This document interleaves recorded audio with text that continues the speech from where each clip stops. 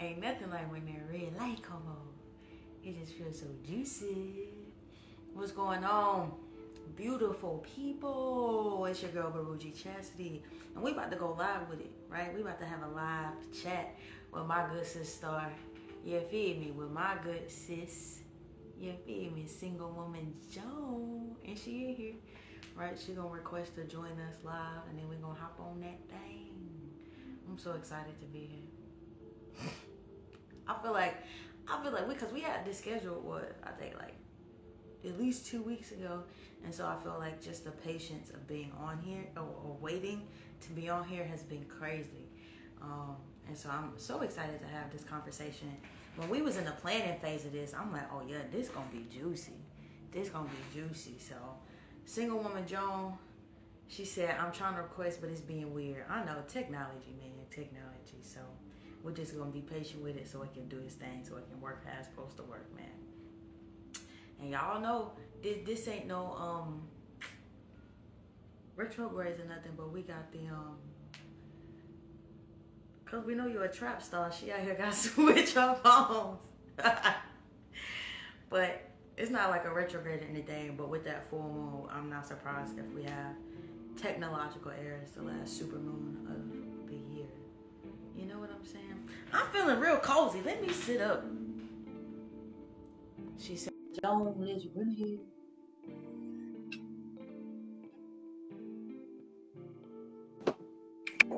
Cuz.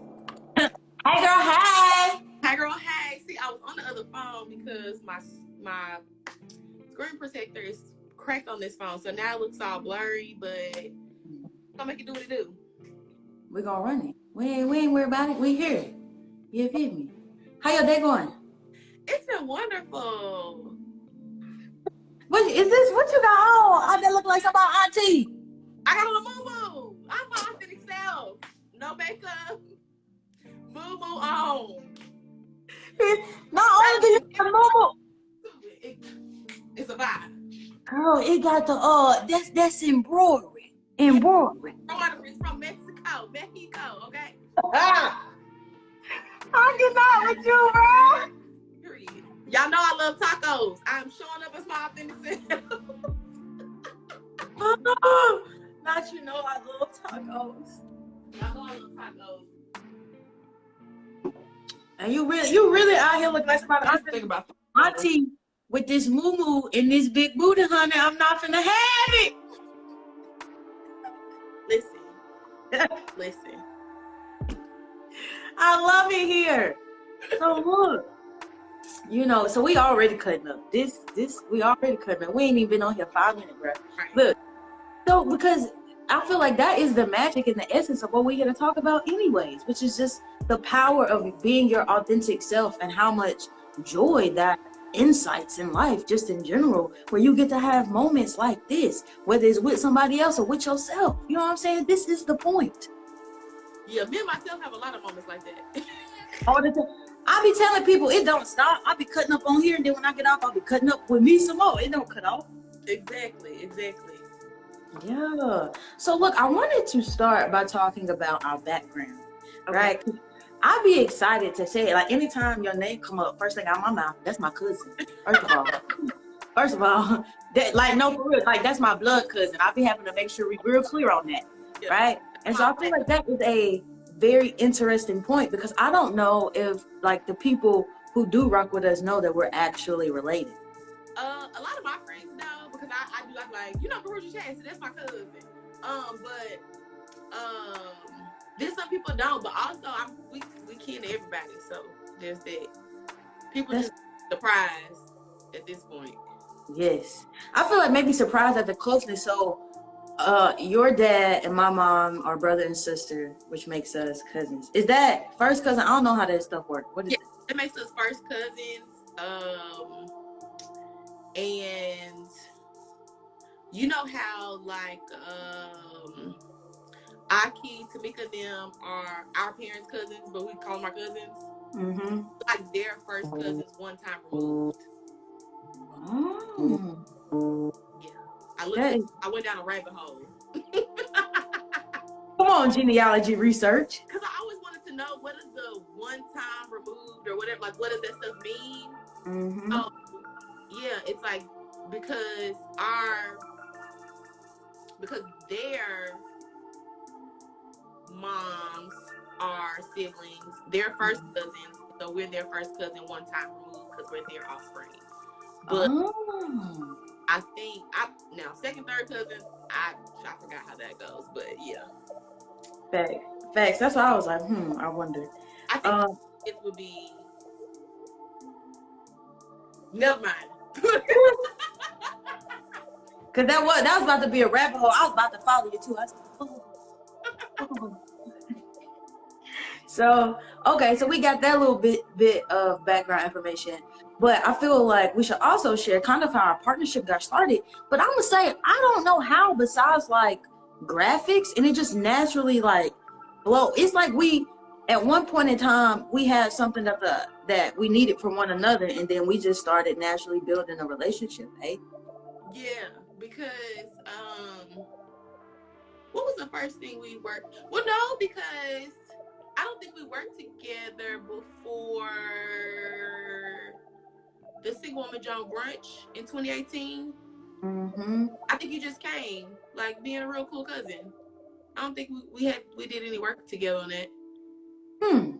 Yeah, I think you just came, and then from there, like we just been kicking it ever since. Yeah, I like it. I feel like, you know what's kind of crazy? I say this all the time. Like in hindsight, it's kind of wild how much we actually do have in common and how we've blossomed such a beautiful relationship. Because even though we're first cousins, we did not grow up together.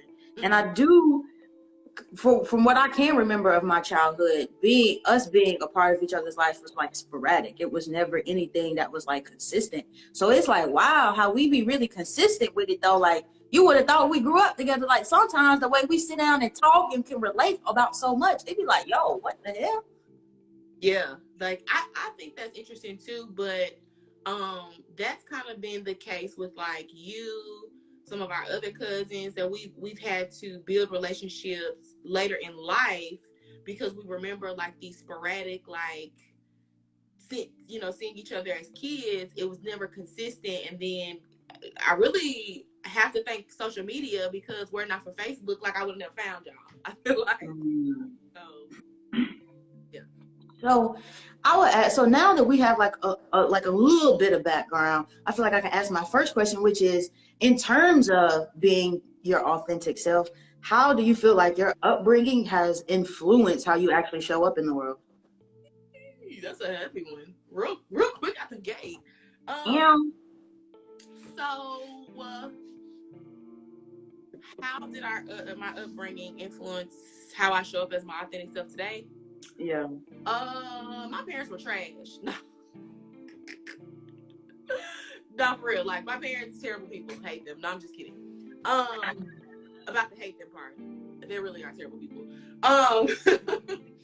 So I think I make a lot of light of it because it used to be like so triggering and like awful for me to talk about because I was kind of still living in this hurt space. But as a healed person or healing person, I don't say I'm completely healed. But as a healing person, I think my upbringing really contributed to my like low self-esteem and a lot of the fucked up things I put up with, especially as a teenager and younger woman. My outward appearance, my confidence in my abilities, all of those things were affected because I was not encouraged. I feel like I was more so discouraged, really. Nothing was ever enough. So I grew into like people pleasing behaviors. And so I think in my 30s now, you use the word a lot, reparent. I have reparented myself and am continuing to reparent myself, kind of going up against those things and like learning my triggers and stuff that like sets me off and how it relates to something in my childhood that's like manifested itself today, I guess.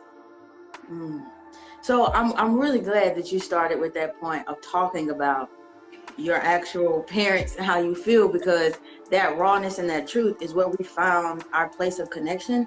which reinforced our ability to show up as our authentic self out in the world, because we had a safe space to relate to the bullshit that we was going through with our parents. You know, I remember, bro, I still say this out loud. I remember that day. I don't know if you text me, send me a voice memo or something, and she was like, hey, you better get your mama off and cuss her out, off and smack the shit out of her something. And I was like, Lord, what she do? Can I know tell her that story? I didn't know we was gonna go there. Can I give him a quick rundown? Yeah, absolutely. I'm not saying. That's hilarious. Okay, so I'm gonna give y'all a quick bit of context for the story before I tell the story. So, long story short, my aunt is Chastity's mom. She is the second eldest of our parent siblings. So there's my dad, her mom, and then they have a younger sister. The middle sister, Chastity's mom, I always, like, growing up, thought she was like the coolest. Okay, like, I just thought she was like bad bitch. Okay, she's a teacher, had it going on, had her own house. She was just fly as shit, right? And so when I was really little, she would come. My dad was a deadbeat. Like, he abandoned me when he abandoned the relationship with my mama, or I think she abandoned him, but that's other shit. Anyway, long story short, my dad was a deadbeat, but she would still kind of come by and like pick me up every now and then. I went on a trip to Disney World with them, and then it just kind of fell off, and I never talked to her again. So then, becoming a teenager, me and my dad would, like, come in and out of my life, you know, whatever. It's giving very much creating daddy issues. So about 17, my dad, I was at his house in Parkwood. I can't remember why I was there. He ended up giving me these, like, 2 cases of DVDs. So if you ever see my DVD collection, a lot of it came from my dad. And he was handing me the DVDs, and we got to talking about Monique. I don't remember how we got on the subject, but I think I brought it up because I'm very much a person who, like, if I got an issue with you, I got to get my issue. You understand? Like, you now. So I was like, yo, like, your sister, she's on some weird shit. She, like, blocked me on Facebook. And he was like, I don't know nothing about that. I mean, my dad, like, he's just not a tech-savvy person. He didn't know what the fuck Facebook was. But what it was is, like, he had not paid his child support for my brother, who is a minor. And we're the only 2 of my father's children who have the same mom and dad. So while I was, like, 17 going on 18, they pretty much was like, hang it up on the child support, sis. The girl's grown. But for my little brother, who's 7 years younger than me, my mom was very much in the child support streets. And so we went to court. He lied, said he had, like, been picking my brother up, had been, you know, taking care of us. Woo, woo. Now, I'm in court. I don't know how court really supposed to go. I'm 17 going on 18. Well, he's on that line. I'm looking around like, y'all just gonna let him say these lies? He can do that in here? So my mama's looking at me like, calm down. I'm like, no, what the fuck? So we get outside the courtroom, and he tries to talk to me. Hey, I've been trying to get your number. I snapped the fuck out in the Justice AA merch. Like, ma'am, you can't do that in here. We will arrest you for contempt. Lock me the fuck up then. I'm gonna beat his ass here, period. So he goes outside. And I'm following him across the street. Y'all know where Limelight at? That parking lot. I'm across the street with him like, Kern, what's up? You want a jack? Like, I've been in Memphis. Mind you, I have been in Memphis for a year. So I'm coming back with all the lingo. I'm like, you want a jack? What's up? Because you lied in that motherfucking courtroom.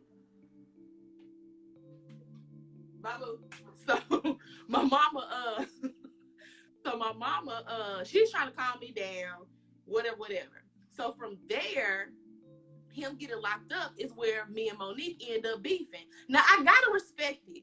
This your brother. So it's up with anybody coming against your brother. But bitch, he's a deadbeat. How are you beefing with his kid? He didn't pay child support. That's the law. Like, so that's the background. That's the background. That's how we have the first breakdown. Passport. So the current story is not that long. All right, so you got the context. We've been beefing since I was 17. Fast forward to, what was it, like, was it this year? Yeah. Okay, so it was like, what, February, March? No, it was maybe 3-4 months ago. Not even that earlier this year. Damn, what is it, August? Okay, well, it was like maybe April-ish. I don't think it was hot out. Okay. It was early in the year. So, what started it? Okay. So we on Facebook, and I reposted something, and it was like, I don't fool with my aunties anyway.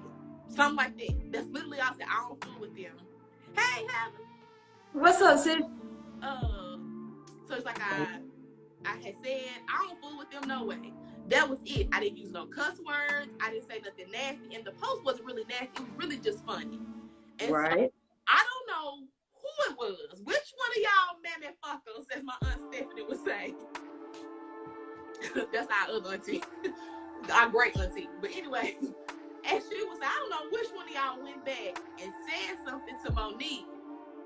But I don't know. I'm just chilling at the crib, probably lifting, I get this from the Facebook Messenger. I don't really Facebook message that much, so I'm just like, who the fuck is this? It's Monique Simpson. Hold, pause, stop the phone, because bitch, you done had me blocked since I was 17. I am in my 30s. Why did you unblock me? What you gotta say, sis? And so that, I feel like maybe it was before then, and when you got that message, when you text me and was like, yo, you better get your mama. And I'm like, oh, Lord, what's going on? What happened? And then that's when you started telling me the breakdown. No, which I was horrified. Oh, goodness. I had already, I think, responded to the first message. So her message was the first message was really long. It was like, hold please. Don't read it. Do not read it. Paraphrase, fool. I'm not going to, no, I'm going to paraphrase, but I'm not going to read it. I don't want to lie on her. Hold on, let me search real quick. Let me get out of. So for those of you who are just now kind of coming in, and even for a refresher, we got to a point in our sharing where I brought up the fact that one of the points in which me and Mary can relate is in our discomfort and dis-ease in which we experience in our home life and our intermediate family coming from IER parents. And we had a particular instance where I was just taken aback, where I was flabbergasted by the experience that Mary had with my mother. And so it was very interesting to unpack, I feel like, the uncomfortableness. But I'm very grateful that I have the space here with my cousin to relate and to talk about these things. Come on, what happened? What happened was? February 8th. So it was way back in the year.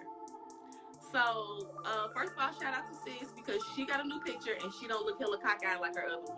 I'm gonna give her a plus for that. The outfit's cute, girl. So, basically, her message starts off with, I see you went to college, but you're not very smart. You haven't matured. And then, so she goes into, you want to talk, and I will read this part verbatim.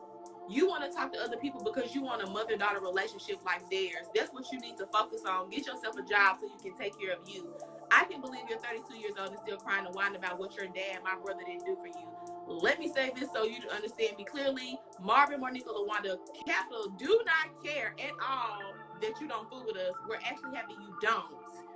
Go okay, Paul. Life. And so I was like, I mean, it gets longer, but that was it. Yeah. So, yeah. For me, this is very much so, and this ties into one of my next questions that I think personally for me, I'm very curious about, because I feel like I want to build that shit up in myself. But it was very jarring to experience my mother wound acting in real time outside of me. It's like watching a car wreck happen and you're like, whoa, like it was a lot. It was a lot to kind of unpack that with you. And I think I expressed it a lot when we were having that conversation, expressing remorse, that you had to have that experience, and that was my mom, because it was just like embarrassing. It was embarrassing, and it comes to a point where you start to heal and you start to have a certain level of awareness, and you can notice where people are projecting. You can notice where people tell on themselves by exposing their own pain by trying to insult you, and it just be too much, and it'd be like, yo, it was a lot.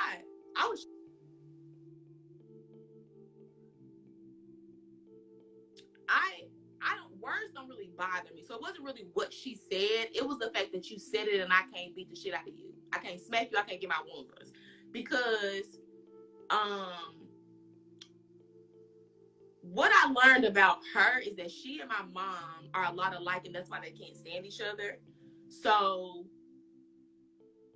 I noticed that like both of their like tactics are to cut you with words.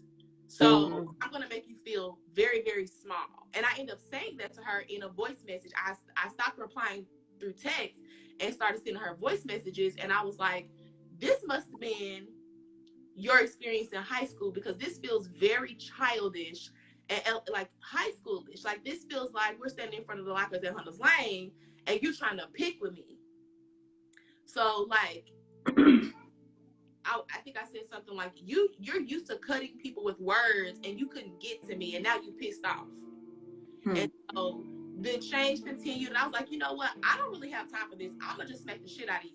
So she wrote back and was like, well, when do you want to smack me? And I was like, girl, get the fuck off my phone. You are 50 fucking years old. If you pull up, bitch, I'm not going to smack you. I'm going to shoot at you. Quit playing with me. Like, oh, Lord. Look, okay, I got a question.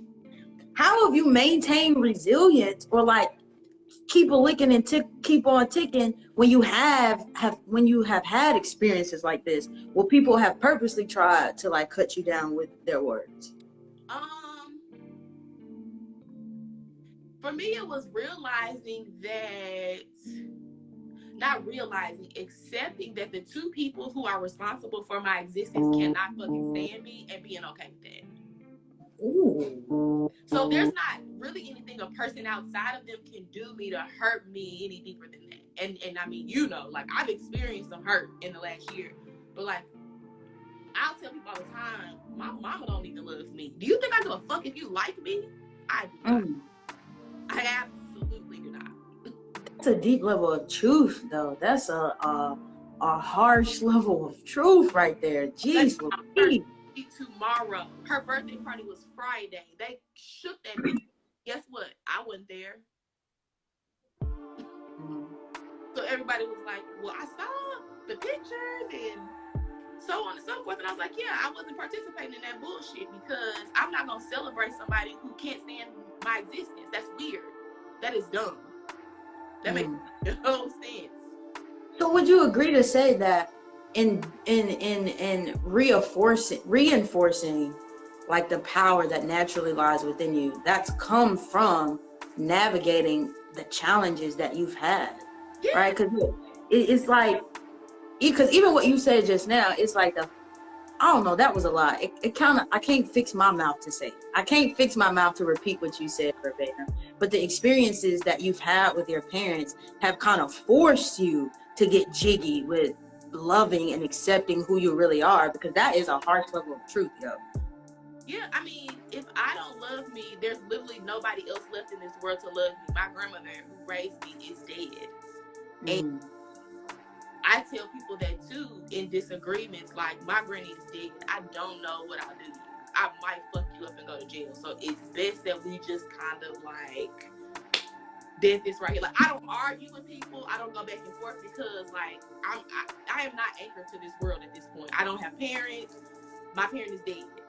Do not fuck with me. Like, I'm the most gentle and ruthless I've ever been in my life. Not gentle and ruthless. So young Heather got a question for us. She asked, has this always been our relationship with our birth parents? I will say for me, mine has been up and down, but the lack of emotional investment from my mother has always been non-present. She's never, I feel like, emotionally invested in me at all. She's tried in her own ways, I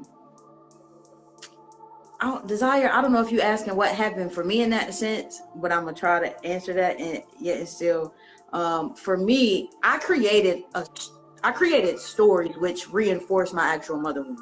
So my wound itself is the fact that my mom did not emotionally invest in me. I reinforced that wound by creating a story that said it was something inherent in me that caused it, that there was something that I did. And so the story then progressed along by then saying, well, shit, if it was something that I did, there must be something that I could do to prove to her that I'm worth investing in. And then once I got to that point, I started to build my idea of success around that. And so at one point in time, my idea of succeeding in life was like, yo, I don't know, I've made it and I've succeeded the moment I could get my mom to emotionally invest in me. And learning to reparent myself is to just rewrite a story where those 3 pain points don't exist. They're really the opposite of them exist. And so that's been my experience with my birth parents and the who, what, when, where, and how. And I'll let Mary share her experience as well. You put that so good. Well, yeah. So to answer the question, that has always been the relationship with my birthers. I think in my case, my parents were young. Like, your parents were married when they had you, I think, right? Yeah. Yeah. So like, my parents were young. They were in high school. Or my dad was like just out of high school. My mom was still in high school. She was a senior. And I think, and my dad was also like a dope boy, whatever you want to call it. So he was just living a fast life, and he had the potential to be like something great. And he was like, but the way my granny tells the story is, he was like, nah, I'm just gonna kick it. And she was like, yeah, you got a kid on the way. And he was like, nah, I'm gonna just kick it. So that was what he did. And so my childhood was super like tumultuous, like hella unstable. Like, I was telling somebody a story the other day, and I was like, yeah, so this one time the police like kicked the door in and raided, and they found like, and it's so normal to me that these things that have happened, that like to other people it sounds so insane, and then you have to stop it and like, wait, bitch, that's not okay, that's not normal, you should not have experienced that as a kid. Yeah. And so all of that stuff happened, and then my dad he disappeared right when my brother was born. Like, he moved away. And so then that, I think, is what created a lot of the distance between me and my mom, because she ended up like taking a job in Kentucky and moving with her and my brother. So like you said, I created a story. So for me, that story was, my mom didn't want me. She moved away with the kid that she wanted. And I don't remember her, like, I think she would call and talk to me and stuff, but I don't think that was like consistent enough for me to like remember. And I was in elementary school, so I was like 7, 8 when that happened. And from then on, it was like me and my granny, and that was my parent. And so like, even in middle school, kids would be like, if your mom does hair, because she was a beautician before whatever job she took, but she's like, it was like, if your mom does hair, why do you always come to school looking like that? Kids be savage. Kids be savage as fuck, okay? Oh. Like, I was in the 5th grade, and I remember that girl saying that to me, and she's super sweet now. Like, I love her, but like, kids. She was being 100. She was like, girl, your mama do hair, why you always look like that? And I was just like, what? And I went through life feeling like that a lot. I always felt overexposed, or like in a position to be left out, not included, because of this just like weird space I was in as a kid. Okay. So now that you say that, it's got my wheels a turning, because there was a certain point, or I would say perspective or angle, in which my mother wound was triggered, where I got to a point where I was like, damn it, I'm tired of being the shy one. I'm tired of not being chosen. I'm like tired of all of this. And I swear for me, I am not finna die and not know what it's like to be fully expressive, to be, charismatic, to dance, to laugh, to be the life of the party. And so I feel like I unconsciously created the character of Guruji, which allowed me the space to do that, which is an extension of my authentic self, or I call it a character or a costume. But it created the why for me to want to share here, which is to say, like, it's okay to have that character in order so you can have that buffer or that barrier between your experience, instead of, you know, not feeling the fear and not doing it anyway. I feel like Guruji gave me the space to feel the fear and do it anyways, because I definitely separate Guruji from chastity. It makes a whole, but those are the two parts of myself, right? I identify Guruji as my ego, my conscious mind, my passenger of my experience, and I identify chastity as my inner child, my soul, my Christ consciousness, my driver of my experience. You know? Wow. Make sure you save this recording so you can send it to me so I can rewatch that part back. Because no, like the way you describe that is like fire. Because I feel like I never thought of it like that. And in previous conversations, you've kind of described that to me before. And I like single woman Joan, I guess, was similar. Like for me, it started in my apartment, my last semester of my senior year of college. I had this fly apartment in Midtown Memphis. I was struggling like a motherfucker, but I loved it. I ain't do nothing in there but write papers and get high. So, like, I decided I was going to write a book about what it was like being this woman, being on my own, getting ready to graduate, like going off into the world. Like, it was giving very much Sex in the City, but the Black version, you know? Okay. I started writing this novel, but it just never would come out. And I was obsessed with girlfriends and living single too. So like, it was kind of like a culmination of all those things, but I couldn't get it to do what I wanted it to do. And so it became a kind of running joke. But then when I moved back here and brought Single Woman Joan like online, I think that's when it kind of took its own shape in what you would say, like the ego. I was so many other names on Instagram before I was Single Woman Joan.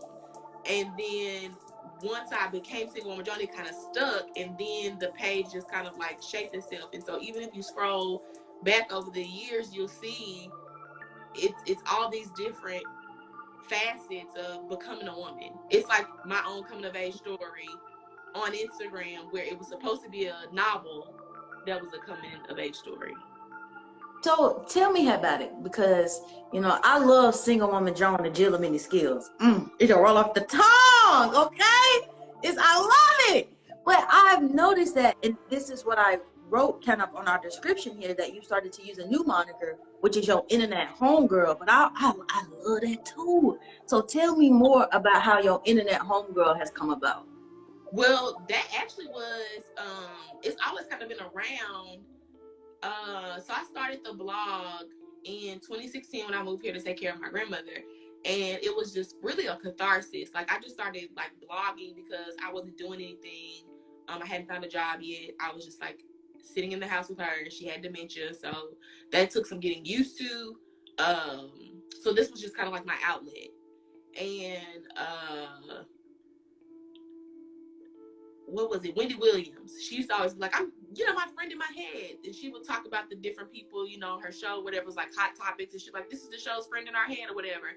And so the more I started to connect with other women online, that's when I was like, I'm like that Innanet Homegirl. Like, they my friend in my head. And so that's where that came from. And I think now,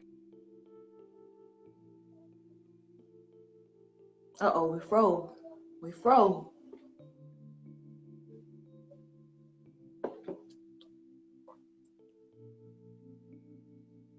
Patience is a virtue, dear one. I'll be wondering when stuff freezes, is it just her froze or mine froze too? Oh, okay. Yeah, she must have got kicked out. So then y'all just saw me doing this whole little talking monologue. Yeah, I think y'all did.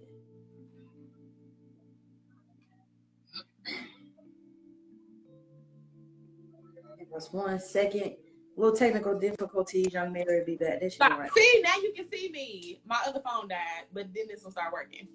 Okay. Oh, shoot. Okay. But I lost my train of thought. So we was talking about how the Innanet Homegirl came up, and so we got to the first point in which how you kind of got the inspiration from the Wendy Williams. How it's like, oh, okay, I'm friends with I know friends where with I was him. going with this. Yeah. I know where I was going with this. You said, how did it come about? And I was saying basically that your Innanet Homegirl's always been around. But it has, like, that moniker has made its resurgence. I think the last time I really used it was I did a fashion show, really like my first like event where I had been asked to like speak. So I did a podcast segment for a fashion show, Love Dijonay. Go check them out. They make really beautiful clothes. But I did like a little segment there, and I was the MC for the event. And so I was like, Mary, your Innanet Homegirl. And so that was like the last time I really like used the phrase. So it's kind of just been like in passing. But I started using it again because there's so many damn Mary copies. Mary? Yes. So many impersonators. Oh, okay. You said it's too many people trying to be Mary, so you done had to switch up on too many people trying to be SWJ out here, honey. Yeah, like literally stealing my words, my taglines, all that stuff verbatim. So I was like, I have to keep creating because, well, I mean, they can't create nothing until I do something. You can't make your move until you can't make your next move until I make one. That's the thing. But if you're stealing my words and stuff and you're putting it out and representing my stuff as yours, and this is not just one person, this is several people. Like somebody from one of your Facebook friends, remember that time the girl copied my whole post and posted it like it was hers, and I was like, hey ho, what you got going on? Them all my words. And I try to be like really, I try to be very nice and polite, professional, all that shit, but I worked hard. Very, very. Yeah. Anybody know I got 6, 11 jobs? It's 4 screens in this room right now. 5, 6, 7. There's a lot of screens in this room. I'm busy. So my point is, I'm busy. My point is, if I gotta work hard to come up with this stuff, I'm going 10 toes down about mine. You know, like I had to pull some of my old shit back out and make my new shit because you hoes are sick. So one of the things that kind of inspired me to create the topic was because I would hear all of the time that, like, for some reason, people found the information that I was sharing relatable. But when I sat down and talked and thought about it, it's like everybody and their mama a healer now. Like, I'm not doing nothing different. But what makes it unique to me is the fact that it does have this cousin Ruji flair to it. It's like no matter where you at in your journey, when you sit down and hear what I have to say or talk to me one-on-one, I talk to you like you're my cousin, and we all finna make it make sense. You know, you see what I'm saying? And I feel like the essence of your Innanet Homegirl provides the same idea, the same concept, because it's like, damn, that's my homegirl. Like, she got my bag. I fuck with her. Like, it's that type of energy, and I feel like that's what people enjoy about us, and that's kind of what we've learned to do through our trauma, unfortunately. But it's not unfortunate. That's what we gotta normalize that, because in order to shine as bright as we do, we have to have the contrast. Otherwise, we wouldn't be able to appreciate the light that lives within us. Absolutely. You know what I'm saying? Absolutely. As much as I joke about my parents being terrible people, I absolutely recognize that without this experience, I would not be the person that I am today. And I love me so much. And then there are people who, hey Josh, I fuck with you too, man. I still gotta call you back. But I appreciate the experience because there are people who appreciate me for me. And Christians will tell you all the time, like, you don't go through things for yourself. A lot of times you go through to help somebody else. And so I find that a lot of the situations I've experienced have made me more relatable to people. Like, I posted something in my story a couple weeks ago about my mom. I can't remember what it was. It was a meme, and then I reposted it. It was something about her being jealous. And someone wrote me back this long message And I saw it and I was like, okay, let me take a minute. And then I read it and I digested it and I was like, damn, other people go through this. Because sometimes when I feel like I'm oversharing, I realize something like that happens. And it's like, okay, no, that's the reason why you were moved to share this, because there's somebody else that needed to know they weren't alone in experiencing this, but also to see that, like, you came out on the other side lacking nothing. They can too. That's a great jewel. I'm glad you said that, because I think I wasn't prepared, but I've realized how much a blessing it is that when I had the courage to stop hiding behind my mother wound and be like, yo, this is what's going on, this is what I'm suffering from. I wasn't prepared for the level of stories I would hear from other women and be like, yo. You were like that on the phone with me and you said that. Like, other people have experienced her in that way. Yeah. And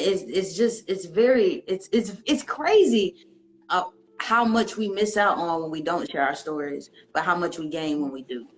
Ooh, that was hot fire, Dylon. That was it right there.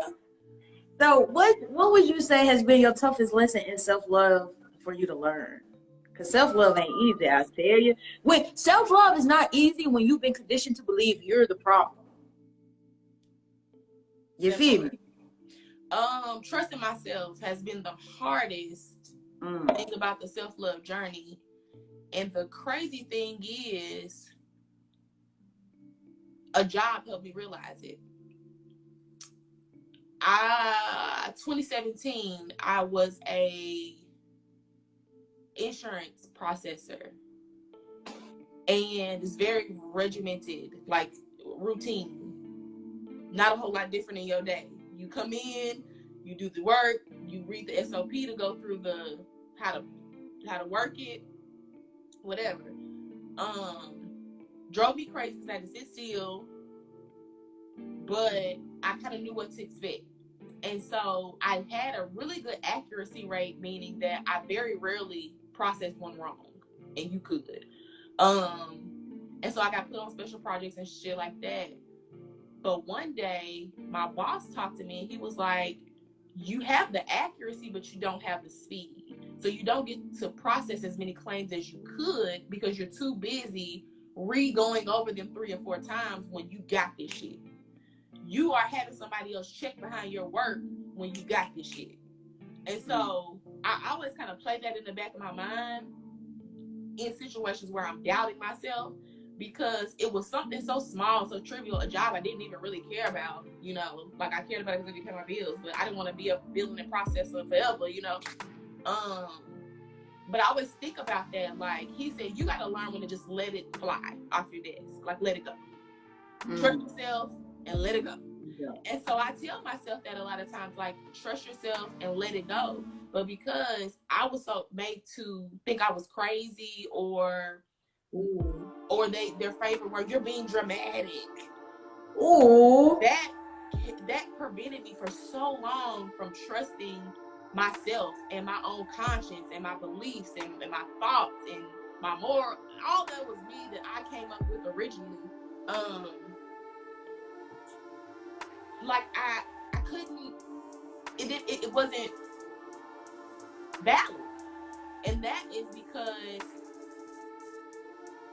you're always looking to your parents for validation. If you don't ever get that, then you don't know what you're doing right. Like they teach you right from wrong, good or bad, whatever. But you always have 2 people telling you you suck at life. It sucks to know you. You suck. Then you start to think that, and you can't trust yourself. Yeah.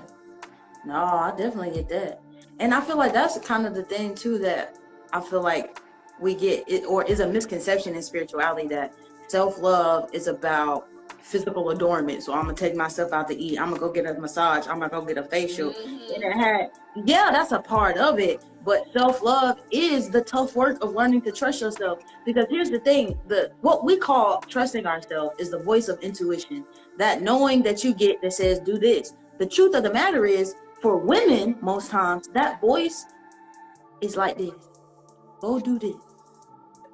She gonna tell your ass once. If you don't listen, that's on you, big dog. And so that's what we mean by learning to trust ourselves, just following that voice. And that shit is hard because if you, like you just pointed out, if you have radio stations that's playing chaos all the time and that's creating frequencies and energies within you, you can't hear that voice because you got 50 stations playing telling you how you suck. Not for real. Like, and then to be a person who, for me, there are certain points in my life that I can recall. A lot of my life is a blur. Like, but there are certain points in time I can remember that really affected me, where I knew I was trying and I just didn't know what to do. And I was seeking guidance from my mom, and she was just sitting there with the blank face, like, that sounds like a you problem. And the earliest, memory of that is third grade, like sitting at the table doing spelling words, and it was like, I mean, bitch, you figured out. And I'm like, wait, because I'm in third grade and you in like 15th grade, so what we doing? What we doing here? Like, you supposed to help me. Not you in 15th grade. That was like my first experience of like realizing like you are on your own.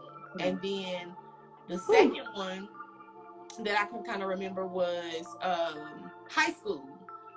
I was not good at geometry. I don't know why. I couldn't grasp it. I'm going to blame the teacher. I'm going to say she sucked because when I went to summer school, I got an A+ and I damn near taught the class. But that's besides the point. My mom told me, and I was struggling, but I was trying. Like, and I don't study. It's not a thing that I have to do. Not bragging, just not a thing that I had to do, so I wasn't conditioned to do it. So trying to do it for something that I was struggling with was hard. So, poor Marcy, she used to try to let me cheat off her tests and stuff. I couldn't even cheat right in geometry. I failed. Okay. And so she would tell me, you're not trying. You're just not applying yourself. You are not trying. And I was like, the fuck you mean I ain't trying?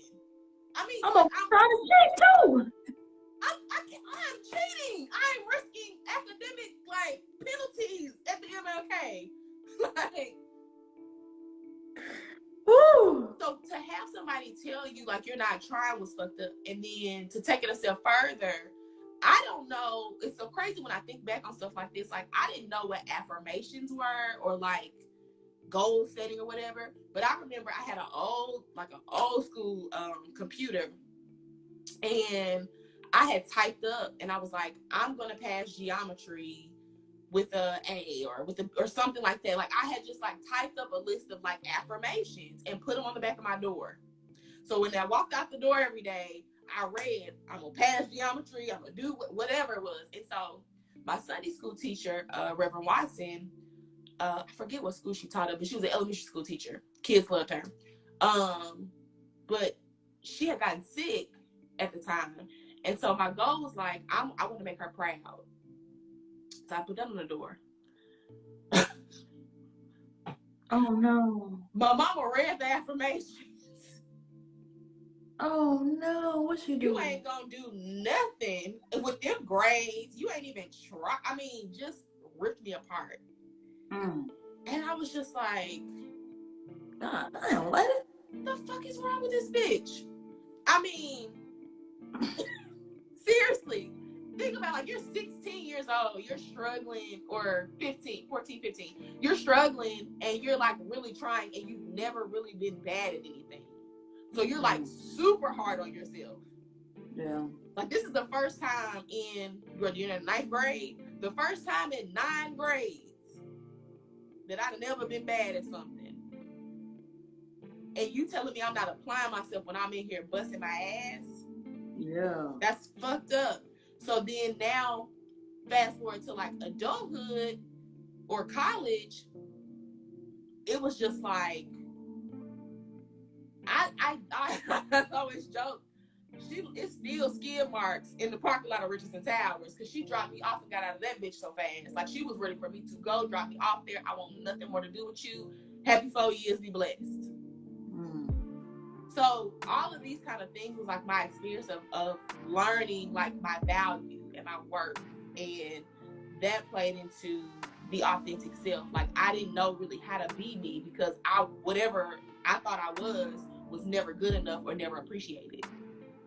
Ooh, so that brings me to like the next piece I want to kind of get curious about is that I wanted to leave my audience with something that I felt like you offered that was relevant to like what we need and what I teach. And then if you had something for your audience, we have the space for that as well. But I feel like one of the things that I often hear my students need, but it's like a nuance, or it's not, it's something that's like a pain point trigger, but we gotta get the spider web and it come on later on, but it's still a part of the story, but it just don't look like it right up front. But and you just talked about it right here, which is asking for your worth and knowing your worth. And so I want to know, like, so I personally believe to operate in your proper person, your 4 areas of existence have to be in order. So if we got 4 quarters, we got 25% in all 4 of these areas. They build upon each other, right? So we got physical, mental, emotional, and spiritual. They build on each other, right? And so I believe, like I said, that's how you act in your proper person. So given that, right, given that little quick rundown, what type of advice would you give to women when it comes to knowing their worth? And not necessarily, because we've had this discussion before, and like asking for your worth in terms of like your salary and your career. So you don't necessarily have to go there. Yeah, I was like, you don't necessarily have to go there if you're not called there. But it is general. Like, what piece of advice would you give for any woman, to know that? You know what I'm saying?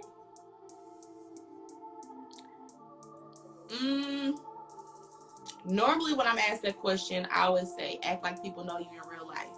But that is mostly speaking to not pretending, not faking. Act like there's somebody that like knows you for real and can call you on your bullshit.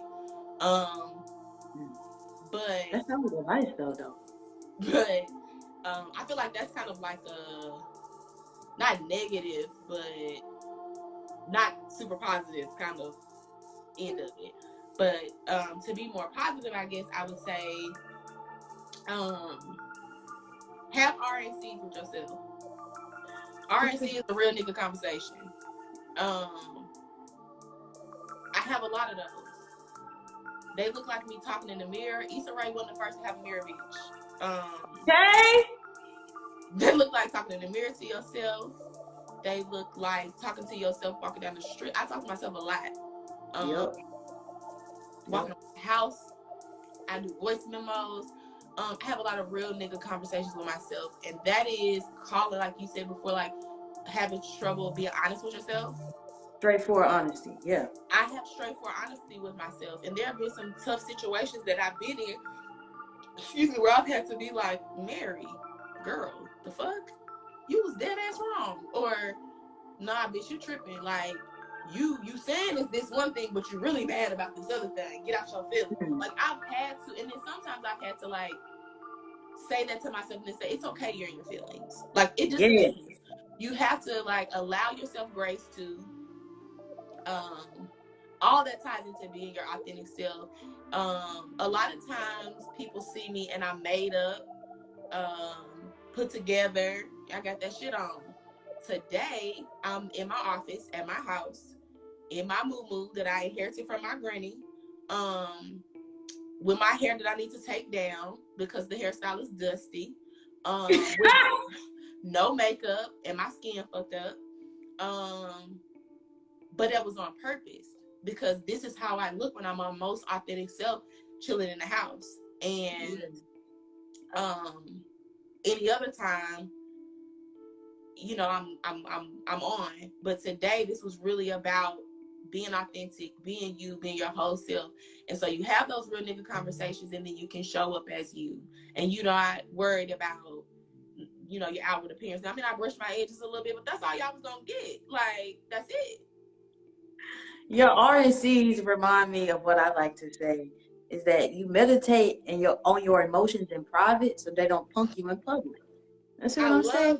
So, yes, that's the vibe. I can get down with that. And so the piece of advice young Mary got, your Innanet Homegirl got when it comes to asking for your self-worth and knowing your worth is that you got to have them real nigga conversations. Because if you ain't talking to your number 1 star player, how we know who to star? You know what I'm saying? how do you know how to show up for yourself, how to advocate for yourself when your worth is being challenged? Yeah. And then sometimes that looks like you overcorrecting in situations where you're not being challenged, but there's just a miscommunication. Yeah. So, yeah, I have a lot of really good conversations with yourself, whatever you want to call it, meditations, positive self-talk, whatever that looks like for you. Have those open and honest conversations with yourself, because if you're not being honest with you, then you can't really show up in the world as an honest person, and you can't really tell when people aren't being honest with you. Yep. Okay.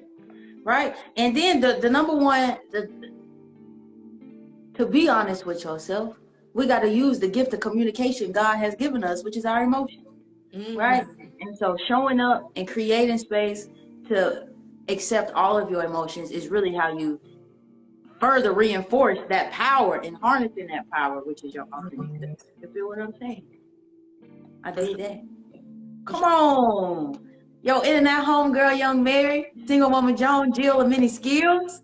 Yeah. I love all the names. So many of them. I'm missing some too. I'm missing so many. They call you Big May. Money Making May, Big Bank Misha. You know, it's a sugar bird, just depending on where you know me from. You know? Yes. So I have enjoyed our time together. You know, I was thinking I had scheduled it out for an hour and a half, but I was telling Babe, I was like, I don't think we're gonna need that time. I think it's gonna be like an hour. And it's an hour from I can't see that my computer, but I think it's like 5 on the dot. I can't see on my thing either. Or it's 4:56. You feel me? I dig it. You know, as always, I love you, cuz. I love you too, sister. Yeah. Good old sister cat. I love this time to chat. Makes me feel so warm and fuzzy. Or when you call me superstar, that makes me feel so special. Because you is. But no, and to close, stuff like that, like you need, in having the experiences that we've had, you really do need people in your corner who can also be honest with you. So I want to take the time to just give you your flowers here in front of everybody, because there are times where, like, people think I have it all together. I be calling Guruji Chastity like, so I need you to tell me if I'm right, like if I'm being fucked up, like, definitely my spiritual advisor. Like, you definitely help me to see things in a different way, or put a positive spin on things a lot of times. So, y'all check in with the Gurukul University. Did I say that right? Yes. Check in, because I be in there.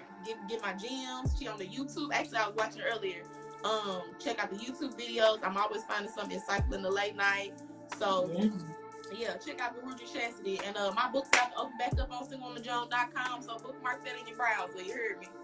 So look, let me go ahead and do my thing. I love you so much, because I'll be like, bro, you my number one supporter. I'm talking about the one person who I know watch them damn YouTube videos right when they come out at 12 in the morning.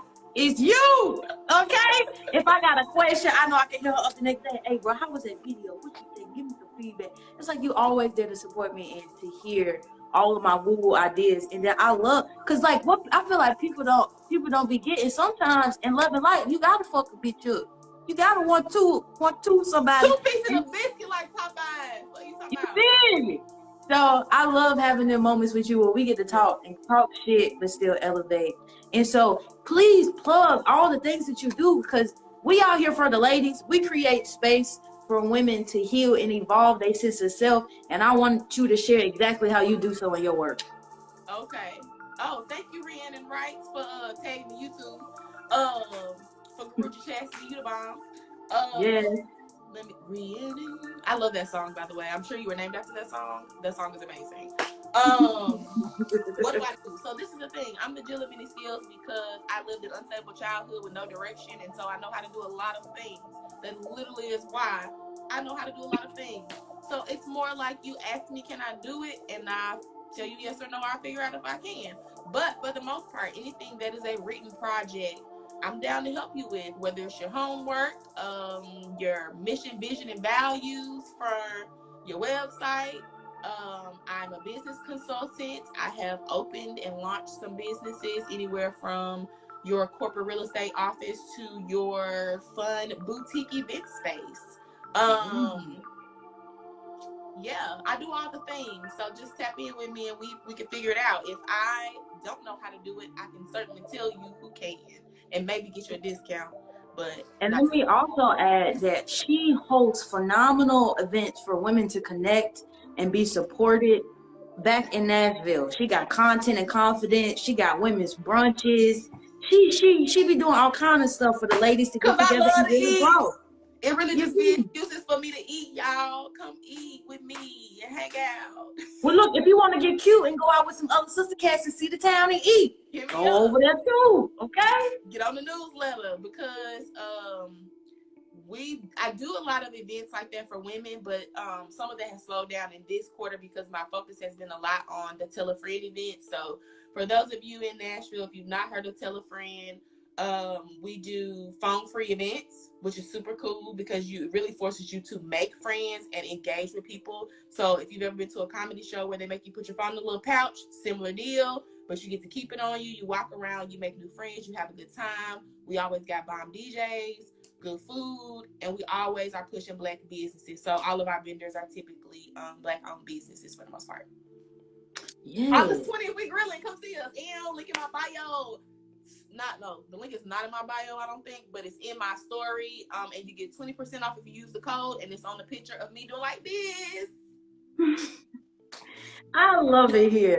So yes, this has been my wonderful Connecting the Dots Instagram Live with the young superstar, Mary the Solutionist, single woman Joan, your Innanet Homegirl. And today we talked about the power of being your authentic self. Yes, sir. And so thank you so much, young Mary, for coming in and joining me, man. Thank you for having me, Cousin Rugie. For sure. I love you, player, and I'll talk to you soon. All right, love you too. Bye. Peace.